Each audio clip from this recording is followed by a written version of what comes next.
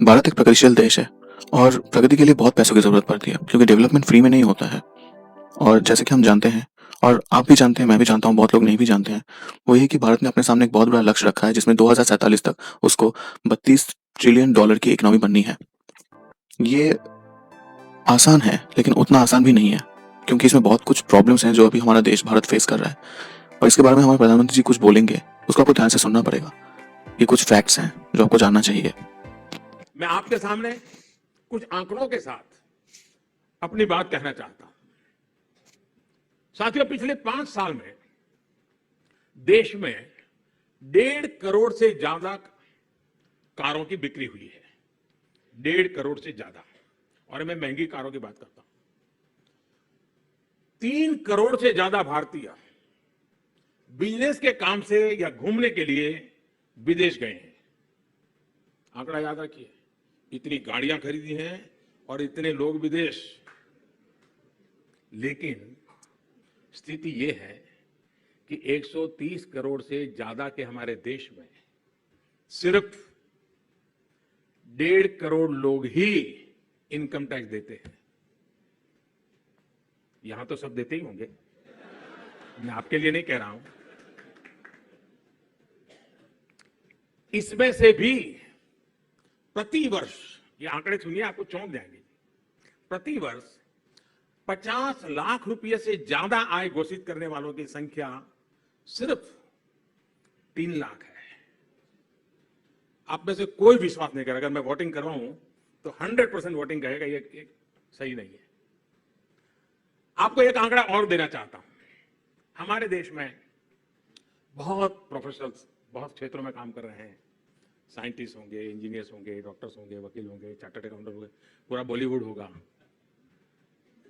अनेक प्रोफेशनल है जो अपने अपने क्षेत्र में छाए हुए हैं।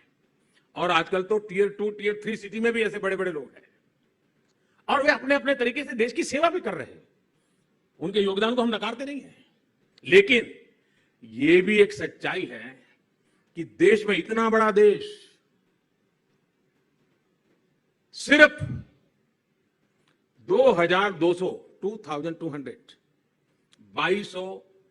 प्रोफेशनल ही जो अपनी सालाना इनकम को 1 करोड़ रुपए से ज्यादा बताते हैं। हिंदी समझते हैं ना?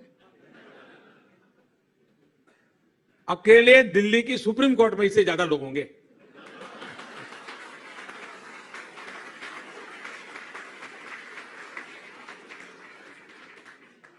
लेकिन ये स्थिति है पूरे देश में, सिर्फ 2200 लोग। अब ये कैसे गले उतरेगा? अभी इतनी गाड़ियां आ रही है, खरीदी जा रही है, विदेशों में इतना घूमना घामना हो रहा है, बच्चे विदेशों में पढ़ रहे हैं, लेकिन 2200 लोग। साथियों, जब हम देखते हैं कि लोग घूमने जा रहे हैं, अपनी पसंद की गाड़ियां खरीद रहे हैं, तो खुशी होती है, चलो भाई कुछ अच्छा हो रहा है। लेकिन जब टैक्स भरने वालों की संख्या देखते हैं तो चिंता भी होती है। ये कॉन्ट्रास्ट भी हमारे देश की एक सच्चाई है। जब बहुत सारे लोग टैक्स नहीं देते तो टैक्स नहीं देने के तरीके खोज लेते हैं और इसका भार उन लोगों को पड़ता है जो ईमानदारी से टैक्स चुकाते हैं। अब टाइम्स नाउ में बहुत लोग हैं जो ईमानदारी से टैक्स देते हैं। क्यों, अच्छा नहीं लगा? तो मैं वापस ले लेता हूं।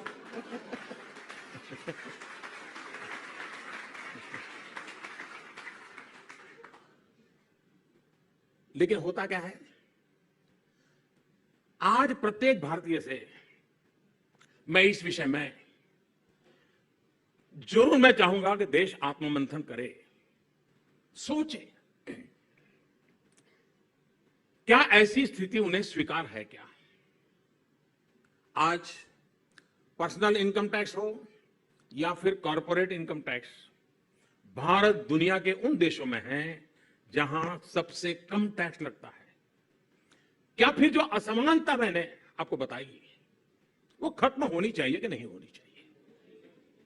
साथियों, सरकार को जो टैक्स मिलता है वो देश में जन कल्याण की योजनाओं में काम आता है, इंफ्रास्ट्रक्चर सुधारने में काम आता है, टैक्स के इसी पैसे से देश में नए एयरपोर्ट बनते हैं, नए हाईवे बनते हैं, मेट्रो का काम होता है, गांव गरीब के घर तक पक्की सड़क बनाने का प्रयास होता है, गरीबों को मुफ्त गैस कनेक्शन मिलता है, मुफ्त बिजली मिलती है, सस्ता राशन मिलता है, subsidy, petrol diesel subsidy, scholarship, इन सब कुछ सरकार तब कर पाती है क्योंकि देश के कुछ जिम्मेदार नागरिक पूरी ईमानदारी से आज भी टैक्स दे रहे हैं। अगर वो भी ना देते तो शायद ये भी नहीं हो पाता। और इसलिए बहुत आवश्यक है कि देश का हर वो व्यक्ति जिसे देश ने, समाज ने इतना कुछ दिया है, वो अपना कर्तव्य निभाएं। और होता क्या है जी, जब और लोग अपनी जिम्मेवारी नहीं पूरी करते हैं तो जो ईमानदार आदमी उस पर बोझ बढ़ जाता है, उसको डबल अन्याय होता है, यानी एक प्रकार से उसको ईमानदारी की सजा मिलती है। ऐसी तो व्यवस्था होनी नहीं चाहिए भाई कि कुछ लोग बेईमानी करते हैं इसलिए ईमानदारों पर ज्यादा बोझ डालते चले, कितने दिन डाल पाएंगे। और इसलिए आवश्यक है कि ये कर्तव्य भाव को जगाना होगा। समाज ने हमें इतना दिया है तो हमें समाज को लौटाना होगा और बड़े गर्व के साथ लौटाना होगा, ये वातावरण पैदा करना होगा। और इसलिए मुझे पक्का विश्वास है कि जिनकी वजह से उसकी आय इतनी है कि वो टैक्स देने के लिए सक्षम बना है, वो ईमानदारी से टैक्स देना भी चाहिए। आप सहमत होंगे मेरी बात से? कोई भी कथाकार जब कथा करता है और सत्य बोलो, ईमानदारी करो ये कहता है तो सब लोग हाँ कहते हैं ना। मैं आज जब टाइम्स नाउ में आया हूं तो टाइम्स नाउ के मंच से सभी देशवासियों से आग्रह करूंगा कि देश के लिए अपना जीवन समर्पित करने वालों को याद करते हुए एक प्रण ले, संकल्प ले। देखिए, आजादी के पहले लोगों को देश के लिए मरना का सौभाग्य मिला और लोगों ने देश के लिए बलिदान दिए। आजादी के बाद देश के लिए जीने का सौभाग्य हमें मिला है, हमें देश के लिए जीना चाहिए। और मैं ये नहीं कहता हूं कि आप भी सब छोड़ छाड़ के निकल जाइए, आप अपना सब करते हुए देश के लिए कीजिए। उन लोगों को याद करें जिन्होंने देश को आजाद कराने के लिए अपने प्राणों की आहुति दे दी थी। देश के उन महान वीर बेटे बेटियों को याद करते हुए ये प्रण लेंगे कि वो ईमानदारी से जो टैक्स बनता है उसे देंगे। वर्ष 2022 आजादी के 75 वर्ष होने जा रहे हैं। अपने संकल्पों को इस महान पर्व से जोड़िए, अपने कर्तव्यों को इस महान अवसर से जोड़िए। संविधान आपने जो अभी इनका जो स्पीच सुना, इन्होंने जो अभी बातें कही, जितनी भी बातें कही टैक्स वैक्स वगैरह जिस भी चीजों को लेकर, आपने एक चीज नोटिस की और वो ये है कि वो हमारे खुद के देश के लोगों से एक तरीके से विनती कर रहे हैं। एक तरीके से देखा जाए तो ये सुनने में थोड़ा बहुत खराब लगता है, लेकिन ये सच है। एक देश का प्रधानमंत्री अपने ही देश के लोगों से विनती कर रहा है और भीख मांग रहा है कि वो टैक्स सही तरीके से दे। क्यों? ताकि देश का विकास हो सके। मैंने कभी भी, जितना मुझे याद है या जितना मैंने देखा है, मैंने कभी भी किसी देश के प्रधानमंत्री को ऐसे गिड़गिड़ाते हुए नहीं देखा अपने देश के सामने, जो अपने ही लोगों से टैक्स मांगते हैं कि आप लोग ईमानदारी से टैक्स पे करें, क्योंकि यही जो पैसा आप देते हैं उसी से देश की तरक्की होती है और ये वापस आप ही के पास जाएगा, दुगना तिगना 10 गुना होकर। लेकिन लोग समझते नहीं है। खैर, ऐसा नहीं है, मैं सब लोगों को रिस्पॉन्सिबल नहीं कर सकता इस चीज के लिए, क्योंकि ऐसे बहुत ईमानदार लोग हैं कि बहुत कम कमाते हैं लेकिन फिर भी अपना टैक्स ईमानदारी से भरते हैं, और ऐसे बहुत लोग भी हैं जो बहुत ज्यादा कमाते हैं, जैसे कि आपने सुना, लेकिन टैक्स सही से नहीं भरते। खैर, बात यहाँ पे टैक्स की नहीं है। बात यह है कि एक इंसान को, एक प्रधानमंत्री को अपने स्वतंत्रता सेनानियों का नाम लेके लोगों से टैक्स मांगना पड़ रहा है। ये जो चीज है ये कितना दुखद है, और साथ ही साथ हमारे खुद के देशवासी भारतीयों के लिए ये एक शर्मनाक बात है। हम एक्चुअली, मुझे लगता है कि हमें खुद में एक सुधार लानी चाहिए। और सिर्फ इतना ही नहीं है, उसके बाद ये देखिए जो आपके सामने लिखा हुआ है, कहा पीएम मोदी की हत्या करने होगी। आप लोगों ने कुछ दिन पहले यही एक न्यूज सुना होगा। देखिए इस चीज को। बचाना है तो मोदी की हत्या करने के लिए तत्पर हो। एक नेता, एक प्रधानमंत्री देश का, जो देश की तरक्की के लिए लोगों के सामने गिड़गिड़ाता है, लेकिन और जो दूसरे नेता है वो छोटे तबके का ही हो, बड़ा तबके का ही हो, जो भी हो, लेकिन वो ऐसी बातें करता है कि ऐसे नेता की हत्या, उनका कहने का मतलब कुछ और ही था, लेकिन कहने का मतलब क्या था उसको हम अभी जस्टिफाई नहीं कर सकते, क्योंकि ये कहने के बाद उन्होंने उसको कवर भी किया बहुत अच्छे से कि राजनीतिक हत्या ना, उनके राजनीति की हत्या, राजनीतिक करियर की हत्या, उनकी नहीं। लेकिन फिर भी हत्या जैसा एक वर्ड एक ऐसे नेता, ऐसे एक प्रधानमंत्री के लिए जो अपने देशवासियों के सामने गिराता है ताकि देश का विकास कर सके, ये एक बहुत शर्मनाक बात है। और सिर्फ उतना ही नहीं, ये जो अभी जो डेवलपमेंट चल रहा है, बहुत चीजें होती हैं बहुत टाइम से, 2014 के बाद से बहुत लोग कह रहे हैं, अभी तो 2022 चल रहा है, बहुत लोग कहते हैं कि कोई डेवलपमेंट नहीं हो रहा, डेवलपमेंट के लिए क्या हो रहा है क्या नहीं हो रहा है। ऐसी बहुत सारी बातें हैं जो मैं सुनता हूँ हर रोज, और फिर मैंने देखना शुरू किया और जानना शुरू किया कि हो क्या रहा है। तो उसके बाद मेरे सामने 3 बहुत ही बड़े-बड़े प्रोजेक्ट्स आए, जिसके बारे में मैं आपसे बात करना चाहूँगा। और उससे मैं सबसे पहले प्रोजेक्ट के बारे में जो बात करना चाहूँगा वो है भारतमाला परियोजना, या फिर भारतमाला प्रोजेक्ट कह लीजिए, जो 2017 में स्टार्ट हुआ था। इसमें सिर्फ इनको कॉरिडोर्स बनाना है, हाईवेज बनाने हैं और उनकी कैपेसिटी बढ़ानी है। ये टोटल जो है 34,800 किलोमीटर लंबा हाईवेज, कॉरिडोर्स और ग्रीन फील्ड्स, ऐसे बहुत सारी चीज़ें बनेंगी, एक्सप्रेसवे, ये सब बनेगा। और इसको 5 साल के अंदर कंप्लीट करना है, 2022 तक। मतलब 2017 में शुरू हुआ था और अभी 2022 में खत्म भी हो जाएगा। और इसमें जो खर्चा होगा वो होगा 5,35,000 करोड़। ये एक बहुत बड़ा अमाउंट है, लेकिन हमारे देश के लिए उतना भी नहीं है, क्योंकि हमारे देश का पॉपुलेशन बहुत ज़्यादा है और हम इससे ज़्यादा पैसा हमारे देश में खजाना हम भर सकते हैं अगर सभी लोग ईमानदारी से अपना टैक्स दे तो। और सिर्फ उतना ही नहीं है, ये जो एक्सप्रेसवेज हैं, जो हाईवेज हैं, जो जितने भी है, ये किस लिए बन रहा है? क्योंकि बेसिकली हमारे लिए बन रहा है।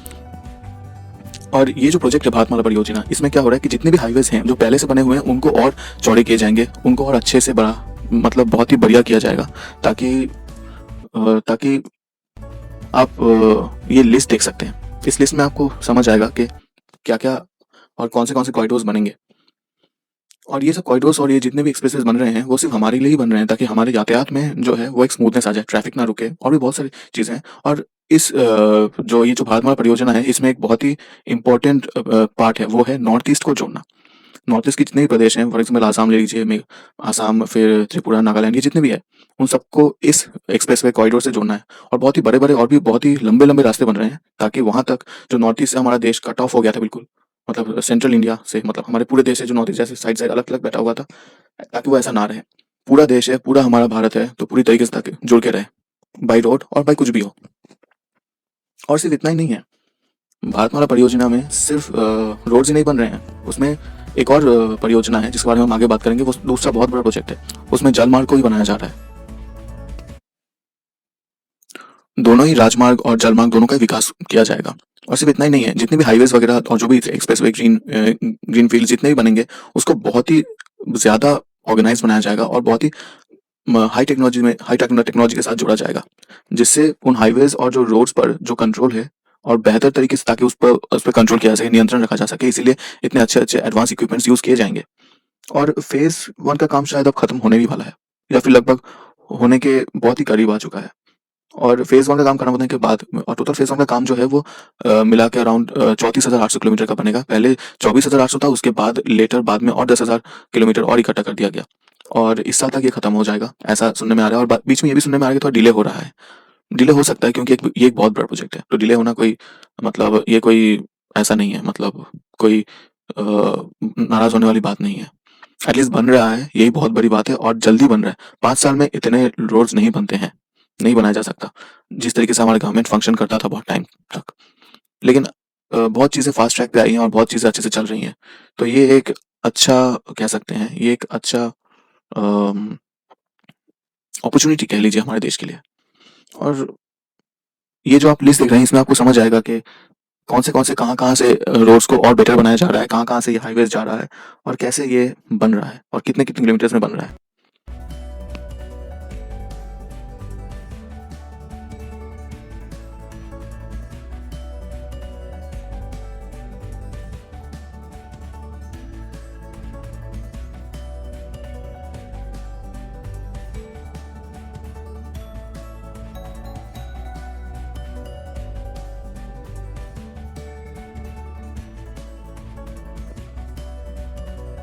ये जो आप देख रहे हैं जिसमें लिखा हुआ है 14% रिडक्शन इन ट्रैवल डिस्टेंस, ये एक्चुअली इसलिए है क्योंकि जब ये हाईवेज और ये जो विकास मार्ग जितने भी है जब अच्छे से तैयार हो जाएगा, तब हमारा जो ट्रैवलिंग टाइम है उसमें 14% तक की कमी आ जाएगी, और उससे ज़्यादा भी हो सकता है।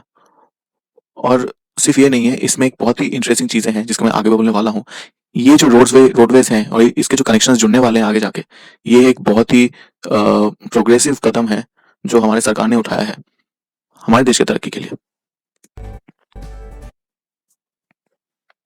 जैसे कि आप ये मैप देख सकते हैं, ये जो मैप आप देख रहे हैं इसमें ये पूरा एक बेल्ट बना के दिखाया गया है कि कहाँ कहाँ से भारतमाला परियोजना जो है वो जाएगा। ये सबसे मेन लाइन है, इसके बीच में भी है, पूरे इंडिया में बहुत सारे जगह जगह पे ये बन रहा है और बहुत तरीके से बन रहा है, लेकिन ये एक छोटा सा आउटलाइन है ताकि आप देख सकें कि कैसे हमारे देश में थ्रू दिल्ली फिर यूपी हर जगह से होते हुए रास्ते पहले भी थे।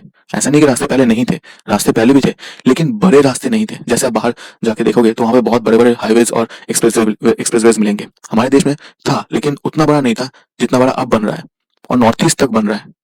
वहाँ नॉर्थ ईस्ट में वैसे ही पहाड़ी था, उस नॉर्थ ईस्ट को बहुत सालों तक निगलेक्ट किया गया है, इग्नोर किया गया है।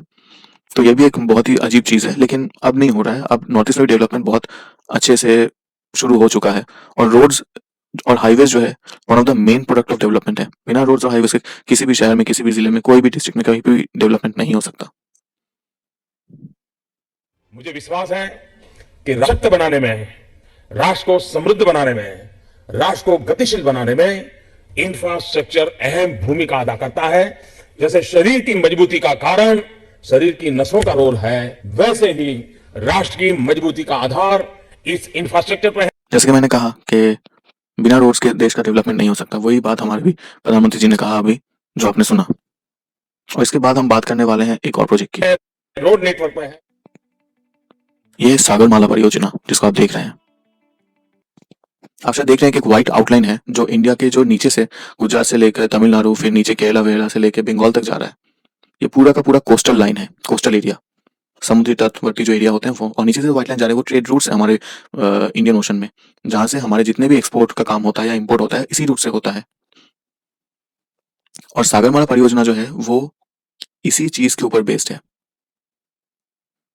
एक तरीके से अगर आप सोचे तो ये जो सागरमाला प्रोजेक्ट है या सागरमाला परियोजना है, ये हमारे देश का दूसरा सबसे बड़ा आधुनिकीकरण परियोजना है, क्योंकि इसमें जो है सभी जितने भी हमारे देश में बंदरगाह या पोर्ट्स हैं उसको पूरी तरीके से उसका आधुनिकीकरण होगा, ट्रांसफॉर्म किया जाएगा इंटरनेशनल लेवल पे, ताकि आयात और निर्यात बढ़ाया सके।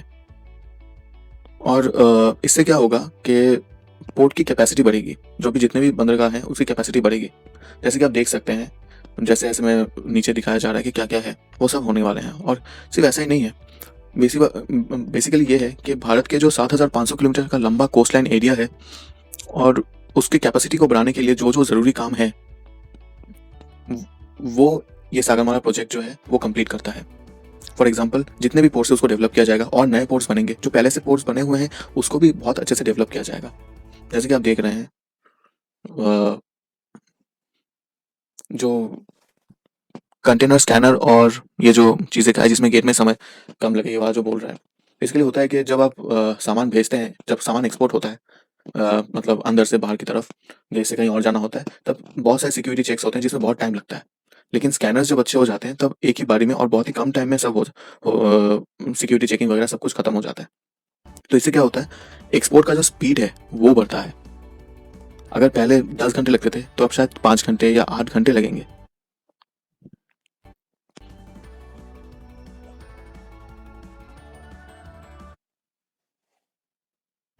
और ये जो प्रोजेक्ट आप देख रहे हैं, ये जो सागरमाला प्रोजेक्ट है, ये भारतमाला प्रोजेक्ट के साथ ही जोड़ा गया है, क्योंकि अगर आप सही से देखेंगे ना तो भारत का जो हाईवेज है वो सारे हाईवेज, ये जितने भी आप पॉइंट्स अभी देख रहे हैं, ये सारे पॉइंट्स और जितने भी पोर्ट्स हैं सब तक जुड़ेंगे।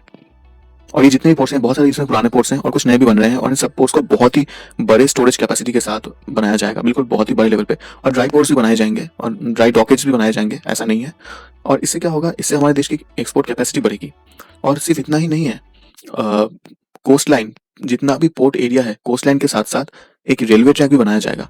और वो रेलवे ट्रैक जो है वो भारतमाला परियोजना का एक हिस्सा है, जो कि सागरमाला के साथ जुड़ा हुआ है। अभी जो देख रहे हैं ये एक ड्राई डॉकेज सिस्टम है, जिसमें सामान को निकालना या भरना, और साथ ही साथ शिप में जो चीज़ें करना ज़रूरी होता है नहीं होता है वो सब, इसमें कुछ डिटेल स्पेसिफिकेशन है जो मैं इसमें नहीं दे रहा हूँ, लेकिन इसको ड्राई डॉकेज बोलते हैं।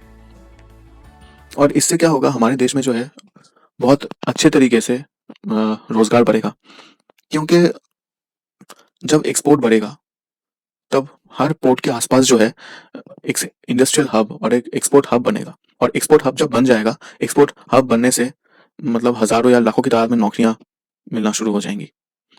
और इसी चीज़ों को ही ध्यान में रख के सागरमाला प्रोजेक्ट को बनाया गया है, क्योंकि जितने भी प्रोजेक्ट्स और जितने भी चीज़ों को बनाया गया है वो सिर्फ नौकरी और देश की प्रगति को बढ़ाने का ध्यान में रख के बनाया गया है। और ये सिर्फ इतना ही नहीं है, इसमें बहुत सारी चीज़ें हैं जैसे कि आप देख पा रहे हैं, क्योंकि हर पोर्ट को जब ये लोग अपग्रेड करेंगे तो उसके साथ एक इकोनॉमिक जोन भी बनाएंगे। इकोनॉमिक जोन को ये लोग श्रिंक नहीं करेंगे, इसको और एक्सपैंड और स्प्रेड करने की कोशिश करेंगे। और जैसे जैसे पोर्ट के पास इकोनॉमिक जोन और इंडस्ट्री और भी ज़्यादा बढ़ेंगे, उससे क्या होगा, उससे नॉर्मल लोगों को ज़्यादा फायदा होगा। और सिर्फ फायदा ही नहीं होगा, इससे नौकरियां मिलेंगी और एक तरीके से कह सकते हैं कि एक्सपोर्ट का टाइम घटेगा। एक्सपोर्ट का सबसे मेन पहलू जो है टाइम टू टाइम और डेडलाइन पे काम करना। अगर रोड्स और रेलवेज और जो पोर्ट तक के रास्ते हैं वो अगर अच्छे से बने हुए होंगे तो एक तरीके से ये हमारे लिए एक बहुत ही बड़ा अपॉर्चुनिटी होगा, जिसके थ्रू हम आगे जाके बहुत ही तेजी से देश का विकास कर पाएंगे। सिर्फ हम नहीं, ये पूरा देश के ऊपर डिपेंड करता है। सब लोग, देश का मतलब है इस देश में रहने वाले जो भारतीय लोग हैं उन्हीं से ही है। और ये जो प्रोजेक्ट है ये सिर्फ अंदर के लिए नहीं है, ये सिर्फ अंदर के लिए नहीं, ये मतलब ये सिर्फ बाहर के लिए नहीं है, ये अंदर के लिए भी है। ये सिर्फ बाहरी कोस्ट लाइन को नहीं बनाया जाएगा, ये अंदर, ये जो आप हमारे देश में ये जो रेड डॉट्स देख रहे हैं, ये जो ब्लू लाइंस देख रहे हैं, ये हमारे देश के अंदर के जल मार्ग है। बड़े बड़ी नदियां हैं जो जल मार्ग है वो है। अब ये जो सागरमाला परियोजना है, इसमें सिर्फ समुद्र ही नहीं, देश के अंदर जितने भी नदियां हैं उनका भी आधुनिकीकरण किया जाएगा। नदियों की चौड़ाई बढ़ाई जाएगी और उसमें और अच्छी तरीके से, ताकि स्मूथ यातायात हो सके, उसकी बहुत सारी चीजें करेंगे ताकि घरेलू जलमार्ग का विकास हो सके। और इससे क्या होगा, जो चीज़ें हमारे देश में बन रही हैं या फिर हमारे देश में चीज़ें बिक रही हैं, उन सामानों की जो कीमत है उसमें अपने आप एक कमी आ जाएगी। ये जो हमारा सागरमाला परियोजना है उसमें एक बहुत बड़ा प्रोजेक्ट ये भी था, पूरी गंगा तट को अच्छे से ऑर्गेनाइज करना। लेकिन इन सब के लिए भी एक सबसे मेन प्रोजेक्ट है जिसमें बहुत लोग काम कर भी रहे हैं और बहुत लोग नहीं भी कर रहे हैं। कुछ लोग देखिए, जिनको उसे क्या बोलते हैं, जिनको मतलब घपला करना होता है वो घपला ही करेंगे, लेकिन जिनको सिंसियरली काम करना होता है वो सिंसियरली खुद भी काम करते हैं, और ऐसे लोगों से देश का विकास होता है। लेकिन सबसे मेन चीज़ जो है वो ये है, मेक इन इंडिया। जब से हमारे देश में हमारे प्रधानमंत्री जी ने मेक इन इंडिया का प्रोजेक्ट स्टार्ट किया है, अभी मेक इन इंडिया का पार्ट 2 चल रहा है, मतलब फेज 2, फेज 1। कुछ लोग बोलते हैं कि मेक इन इंडिया फेज 1 एक बहुत बड़ा फेलियर है, लेकिन मुझे नहीं लगता है ये एक फेलियर है, क्योंकि अगर मैंने इसके डेटा और स्टैटिस्टिक्स देखे हैं अच्छे से, मैंने पढ़ा है इसके बारे में, ये कोई फेलियर नहीं था, ये शुरुआत था। ये जो रोड्स बन रहे हैं, ये जितने भी सी पोर्ट्स बन रहे हैं, ये जो रेलवे लाइंस बन रहे हैं, ये तभी काम करेगा जब मेक इन इंडिया जो है ये अपने चरम पे होगा, जब घरेलू चीजें बनना शुरू होगा। मैं कुछ दिन पहले सुन रहा था, हमारे देश में एक बड़े नेता है, वैसे मैं उनको बड़ा नेता नहीं मानता हूँ, लेकिन वो अपने को बड़ा नेता मानता है, कहीं के सीएम भी हैं। वो बोल रहे थे कि चाइना से हम हजारों लाखों करोड़ों के सामान मंगवाते हैं। हाँ, मंगवाना पड़ रहा है, क्योंकि देश में अगर वो बनेगा अभी तो उसका जो प्राइस है वो बहुत ज्यादा हो जाएगा। और वैसे ही सब लोग चिल्ला रहे हैं महंगाई में है, महंगाई है, महंगाई है, तो अभी चाइना से मंगाना ही ठीक है, जब तक देश में ऑल्टरनेटिव चीज़ों का जो हमारे जो छोटी मोटी ज़रूरत है वो पूरी नहीं हो जाती, जिससे हम प्राइस को कंट्रोल कर सकते हैं। तो मेरे हिसाब से ये जो मेक इन इंडिया प्रोजेक्ट है ये सबसे इंपॉर्टेंट प्रोजेक्ट है, और इसी के साथ ही भारतमाला और सागरमाला जुड़े हुए हैं, जिसके थ्रू हमारा जो बाकी सारा प्रोजेक्ट है देश को एक प्रगतिशील देश या डेवलप नेशन बनाने का, वो आगे जाके कामयाब हो सकता है। क्योंकि जितनी ज़्यादा चीज़ें, क्योंकि हमारे 2014 से पहले जो सरकारें थी उन्होंने हमारे देश को एक सर्विस सेक्टर वाला देश बना दिया था। लेकिन एक देश अगर सर्विस सेक्टर हो तो वो एक टाइम के बाद बिल्कुल भी डेवलप नहीं हो सकता, वो रुक जाता है, वो बॉटलनेक है। देश को अगर डेवलपमेंट के चरम तक लेके जाना है और देश को अगर डेवलप नेशन के लिस्ट में लाना है तो उसके लिए उस देश को मैन्युफैक्चरिंग सेक्टर बनना जरूरी है। मैं ऐसा बोलना नहीं चाहता हूँ, लेकिन बोलना पड़ेगा, क्योंकि चाइना ने 30 साल में जो किया है वो किसी देश ने नहीं किया है, और आई थिंक ये अब हमारे देश की बारी है। और इसी के साथ मैं ये वीडियो आज खत्म करूंगा, और मेरा अगला वीडियो जो आएगा वो भी हमारे देश के कुछ प्रॉब्लम्स के बारे में होगा, आप जरूर देखिएगा। Thank you.